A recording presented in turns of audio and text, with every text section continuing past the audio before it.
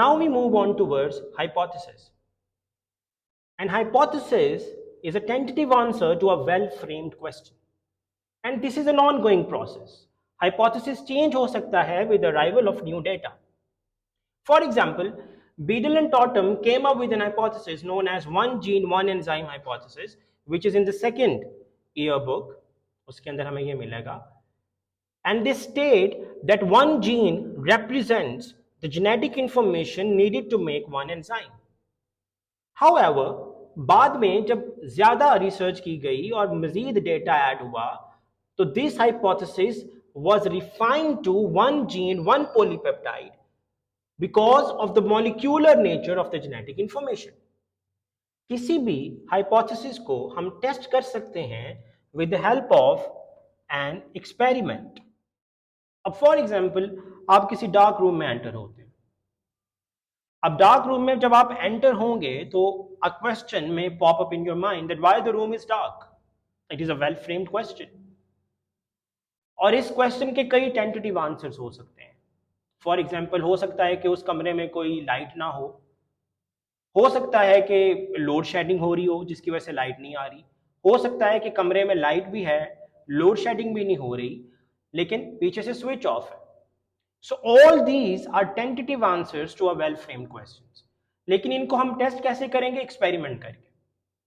तो सबसे पहले तो हम ये देखेंगे कि स्विच बोर्ड लगा हुआ है, will turn on the button and if there still no light तो हमारा ये हाइपोथेसिस गलत हो जाएगा. फिर हम देखेंगे कि स्विच भी ऑन है, बल्ब भी लगा हुआ है, लेकिन फिर भी लाइट नहीं आ रही, तो probably there is load shedding. तो जैसे जैसे डाटा ऐड होता जाएगा, जैसे जैसे हमारी इंफॉर्मेशन इंक्रीज होती जाएगी, हमारा हाइपोथेसिस बदलता जाएगा, रिफाइन होता जाएगा. Okay, ji. So as per our book, there are other ways of hypothesizing as well. तो चलें देखते हैं कि कौन कौन से methods हमारी किताब में लिखे हुए हैं. So सबसे पहला मेथड जो लिखा हुआ है that is intuition और imagination. ये मेथड तब अप्लाई किया जाता है जब हमारे पास किसी भी चीज़ के बारे में या तो कोई डेटा अवेलेबल ना हो या फिर बहुत कम डेटा अवेलेबल हो. अब फॉर एग्जांपल जब न्यूटन ने ग्रेविटी डिस्कवर की थी तो उसने ग्रेविटी को ऑब्जर्व तो नहीं किया था. He just saw an apple falling from the tree and then he imagined that कि कौन सी ऐसी फोर्स है जिसकी वजह से ये एप्पल ज़मीन पे गिरा है. And then he came up with the force of gravity. Another method is aesthetic preference. Aesthetics का मतलब होता है कोई ऐसी चीज़ जो खूबसूरत नज़र आ रही है, what looks beautiful or pleasing.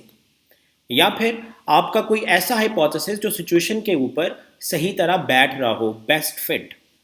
और इसी के अंदर आपकी अपनी लाइकनेस भी इंक्लूड हो जाती है. अब फॉर एग्जांपल अगर कुछ बच्चे रात को पढ़ना ज़्यादा प्रेफर करते हैं, ठीक है, वो कहते हैं कि अगर रात को पढ़ेंगे तो उन्हें ज़्यादा समझ आएगी, उनका यह हाइपोथेसिस है. And this hypothesis is based on their own likeness. Probably इसका साइंटिफिक एविडेंस उतना नहीं है, लेकिन अपनी लाइकनेस की बेस के ऊपर उन्होंने ये हाइपोथेसाइज किया हुआ है. तीसरा मेथड है रिलीजियस या फिलोसॉफिकल आइडियाज़. यहाँ पर हम बात करते हैं एवोल्यूशन की या फिर थ्योरी ऑफ स्पेशल क्रिएशन की. एवोल्यूशनरी थ्योरी ये कहती है कि दुनिया के अंदर जितने भी ऑर्गेनिजम्स हैं they have been evolve from a single cell, archaea bacteria. और इसी तरह जो ह्यूमंस हैं they share a common ancestor with chimpanzees.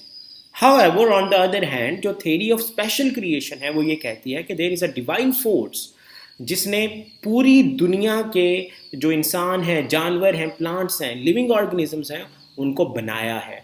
सो इस तरह भी रिलीजियस या फिलोसॉफिकल आइडियाज़ के थ्रू भी आप हाइपोथेसिस दे सकते हैं. चौथा तरीका हाइपोथेसिस का आपकी किताब के मुताबिक है कंपैरिजन और एनोलॉजी. फॉर एग्जांपल आपके सामने यहाँ पर you can see the limbs of 4 different mammals, human, cat, whale and bat. And just by looking at this example आप अगर इनको कंपेयर करें इन चारों लिम्स को तो you can see certain differences और similarities.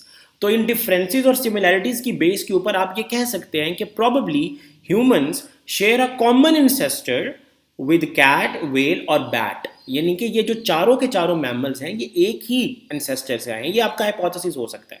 Fifth way of hypothesizing as per the book is discovery of one thing while looking for another. For example, when Alexander Fleming discovered penicillin, तो he was not actually discovering penicillin, वो कोई antibiotic नहीं ढूंढ रहे थे. He was just working on different bacteria. And then by accident he discovered penicillin, और जिसकी वजह से एक पूरा एवेन्यू ओपन हो गया एंटीबायोटिक्स का बैक्टीरियल डिजीजेस के खिलाफ. Okay, so now let's look at all these concepts starting from observation to hypothesis by another example. अब आपके सामने एक छोटा सा फ्लो चार्ट दिया हुआ है और इस फ्लो चार्ट में एक ऑब्जर्वेशन लिखी हुई है which is flash light doesn't work. अब इस ऑब्जर्वेशन का जो एक वेल फ्रेम्ड क्वेश्चन होगा it can be that why doesn't the flash light work. And to answer this question we are looking at two hypotheses. Either batteries are dead or the bulb is burned out.